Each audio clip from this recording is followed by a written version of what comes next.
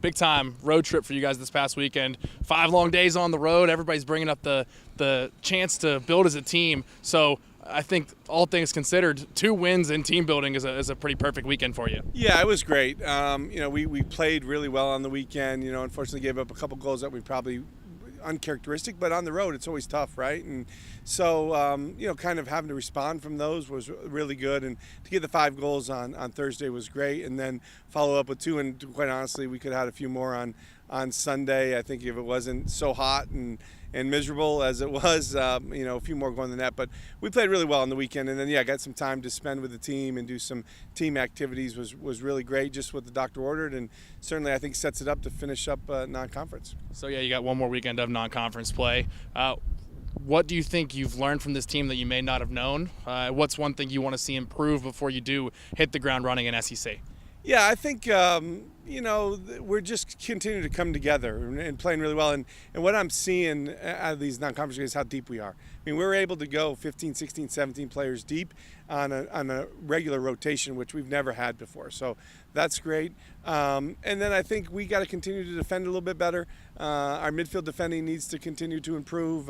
I'm happy with how the backs are playing and Marnie's playing, but I think we can be a little cleaner defensively. We're going to have to be in SEC play because you can't make any mistakes there. They'll punish you for sure right away. So that's probably the biggest takeaway from the weekend and really from these first 6 games. And now we get into a couple more very good opponents. So now looking ahead, I know a lot of teams are team focused, but you do have 2 players that might be the most storied in program history, with Marnie and Cece chasing individual records for clean sheets and goals scored.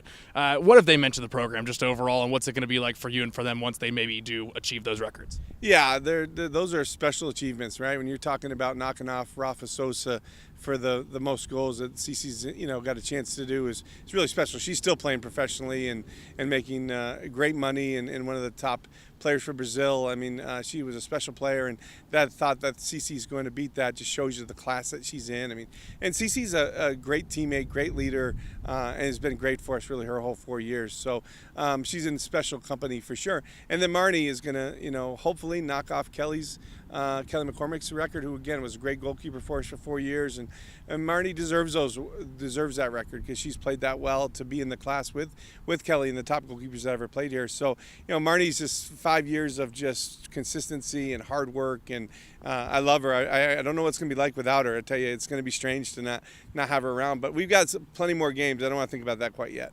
UConn FAU this weekend. Tell us about them and what we can expect from your guys' side as well. Yeah, we've never played UConn, which is pretty neat. They're always a good team. They play on the American Conference, and they've been to Final Fours. They've been to final championship games. I mean, they're really one of the big time programs in women's soccer throughout history, and they have a new coach, and she's a very good coach, and someone I know is a friend of mine, and I really respect her and know her team will come out playing really strong, and we got to be ready. They're a good team, a team from an area that we don't play very many, so that'll be great competition. And FAU is always good. Again, we'll be well coached, and we got to be ready for a very tough team on an early Sunday morning, 10:30 a.m., which is very different for us. So playing at that time of a game, it will be another challenge for us as our 4th game in the road too. So you put that all together, it makes for a tough weekend, but something we're looking forward to.